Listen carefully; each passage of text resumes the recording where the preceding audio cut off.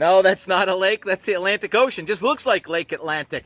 Beautiful Wednesday. The sun is up. We're going for record warmth in the Northeast again today, like yesterday where it was 80 degrees near Burlington, Vermont.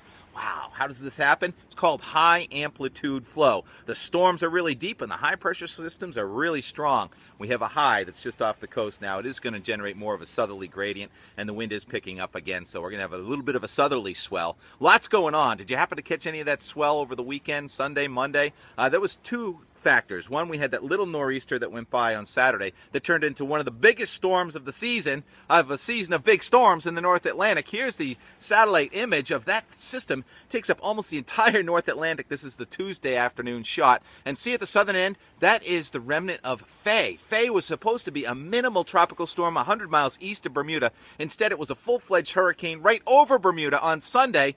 The Norwegian Dawn, a cruise ship from Boston to Bermuda, actually had to backtrack before it could make port late Sunday, but it happened.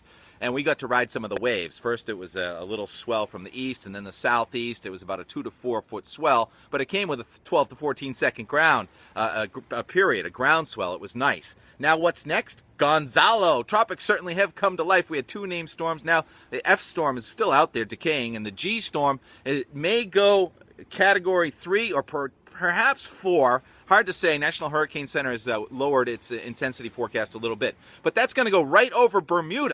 It's just amazing. Bermuda getting slammed twice, but we get to surf. Look at the Ocean Prediction Center forecast. That 15 right there, that's meters, close to 50-foot seas near the center of Gonzalo after it goes by Bermuda. This is the Friday-Saturday forecast, and look at the waves that emanate all the way to New England. That's a 3 meter that's touching Nantucket and Cape Cod, which is close to 10 foot. So we're expecting a 5 to 10 foot ground swell, and I expect the period to be somewhere in the order of 12 to 14 seconds again. It's a little bit like what happened with Edouard in the middle of September. Remember that? We had about a 2 to 4 foot ground swell with a 15-second period on September 16, 17. Well, this storm, Gonzalo, is stronger than Edouard was, and it's closer. So this should be the ground swell of the season, but the major storm crossing the nation with the tornadoes in the deep south and the record warmth here in the northeast, that's going to fudge it up a little bit. There's a southerly gale that's going to develop for a time on Thursday. That may actually send in its own swell. That'll be a shorter period,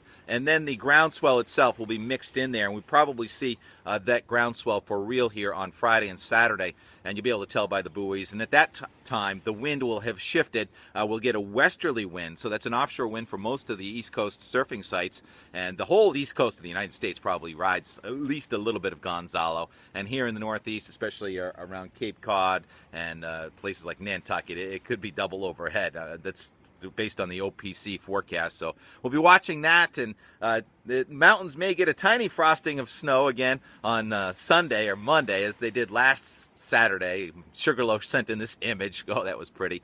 So yeah, ski season's not far away, but for now, finally we get real action from the tropics, and we may not be done. The forecast out 10 to 15 days shows another system coming out of the Caribbean threatening the East Coast next week or the week after. So tons of fun, and enjoy this summer while you can. Oh yeah, the story of last night, I went to do a surf report. I went fishing in a surf report, and I actually caught a striped bass, and I'd like to thank the Walker family for walking by and taking my picture. I was so excited to get my one and only striper for 2014. We'll see you at the shore.